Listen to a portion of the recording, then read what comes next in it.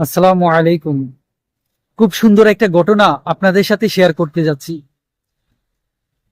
ওমর রাদিয়াল্লাহু আনহু বেশ কয়েকদিন যাবৎ ভাবছিলেন রাসূল সাল্লাল্লাহু আলাইহি ওয়াসাল্লামকে একটা প্রশ্ন জিজ্ঞেস করবেন, কারণ তিনি বুঝতে পারে রাসূল সাল্লাল্লাহু আলাইহি ওয়াসাল্লাম তাকে অনেক ভালোবাসে। তাই তিনি একদিন সাহস করে জিজ্ঞেস করেই ফেললেন, হে রাসূলুল্লাহ, আপনি সবচেয়ে বেশি কাকে ভালোবাসেন? তখন রাসূল সাল্লাল্লাহু আলাইহি ওয়াসাল্লাম দ্বিধাহীনভাবে বললেন, আয়েশাকে। ওমর রাদিয়াল্লাহু আনহু কিছুটা অবাক হলেন। তিনি বললেন, আপনার এত এত বীর সাহাবী থাকতে যারা আপনার মুখের কথায় তাদের জীবন দিয়ে দিতে পারে, তাদেরকে রেখে আয়েশাকে আপনি সবচেয়ে বেশি ভালোবাসেন? তিনি তার প্রশ্নটি আবারও ঘুরিয়ে করলেন। তিনি বললেন, পুরুষদের মধ্যে আপনি কাকে সবচেয়ে বেশি ভালোবাসেন?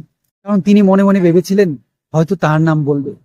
কিন্তু রাসূল সাল্লাল্লাহু আলাইহি সাল্লাম আবারও আয়েশার নাম টেনে এনে বললেন, আয়েশার বাবাকে।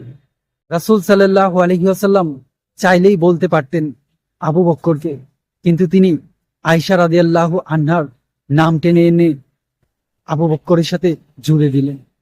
এই ঘটনা থেকে বোঝা যায় রাসূল সাল্লাল্লাহু আলাইহি সাল্লাম আয়েশা রাদিয়াল্লাহু আনহাকে কতটা ভালোবাসতেন। সুবহানাল্লাহ। এই ঘটনা আমাদেরকে এই শিক্ষা দেয়, স্ত্রীর প্রতি ভালোবাসা প্রকাশ করা ইসলামের সুন্দর একটি আমল। Thank you.